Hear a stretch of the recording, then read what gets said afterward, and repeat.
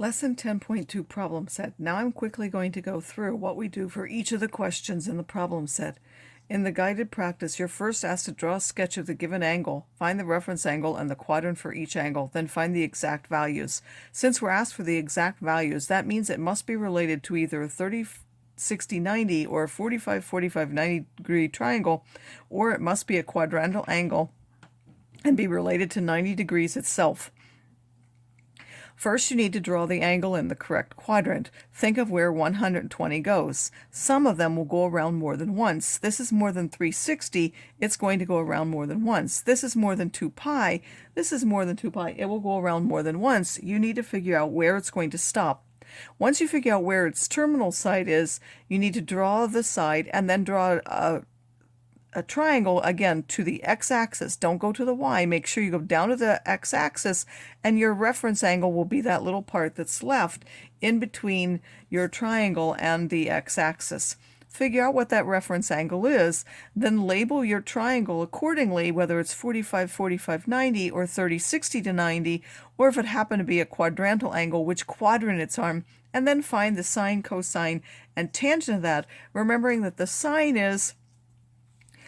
cosine, tangent are defined as normal. We can also think of them as the y over the radius, the x over the radius, and the y over the x, if that is helpful in the particular case.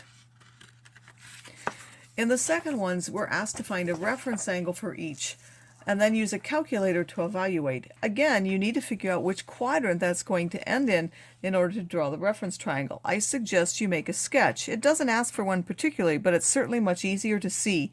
For those that are given in terms of radians, you need to figure out whether it's more than 2 pi to know that it went around more than once. If not, you might need to figure out again which quadrant it's in. Remember to look that pi over 2 is about 1.57. Pi is 3.14.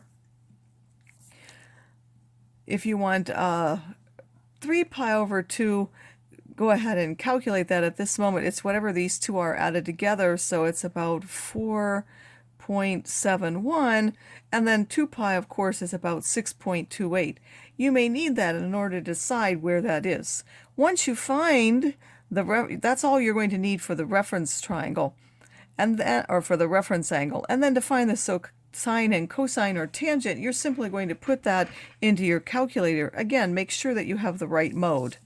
For numbers 9 and 10, you're asked to find the coordinates of the point. Remember that x is r times the cosine of theta, and y is r times the sine of theta, so you're going to use that in order to find the coordinates. It says find exact values whenever you're possible. So if these angles are related to 45, 45, 90 or 30, 60, 90, which I will tell you both of them are, you need to use the exact values related to those particular triangles. In number 11, you're writing a Ferris wheel with a diameter of 45 meters, meaning the radius is half that, and are at an angle of 7 pi over 12 from the standard position. Standard position would be starting here, and then you need to go 7 pi over 12 and stop in the correct quadrant. Then what are the horizontal and vertical positions? Again, you're going to use x equals r cosine of theta and y equals r sine of theta. If it's in this quadrant, for example, the x will be a negative value and the y will be a positive. If it's in this quadrant, both x and y will be negative. And then use that to answer the question, how far from the bottom wheel?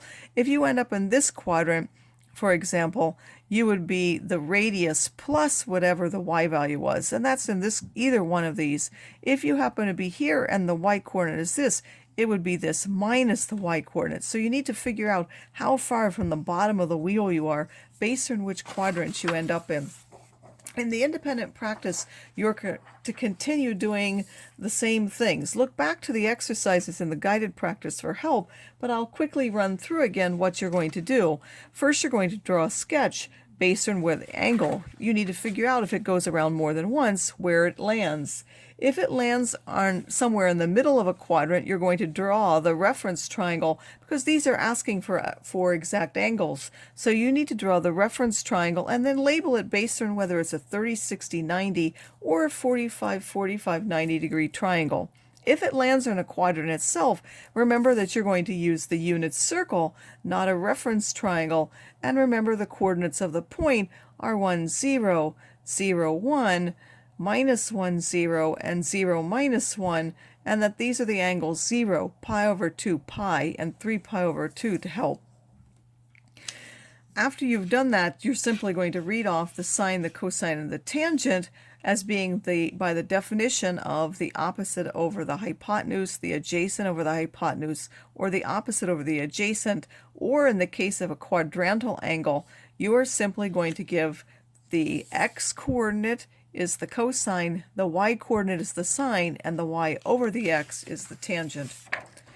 In the next section, you're asked to find the reference angle. So again, even though it doesn't ask for it, you probably want to draw a little sketch to figure out where it ends, and then find the angle between where it ends and the x-axis. That will give you the reference angle. And then these you're simply going to calculate, make sure you're in the right mode. These you're asked to find the x and y coordinates, or in this case, just one of them. Remember, the x is the radius times the cosine, the y is the radius times the sine, and these you want exact values. So for two of these, they're related to our known triangles. Make sure that you use those. And finally, there are two questions that aren't really related to necessarily what's in this section, but you need to draw a little picture and figure out from that whether whether you're going to use the tangent, the sine, or the cosine in order to find the value that you want.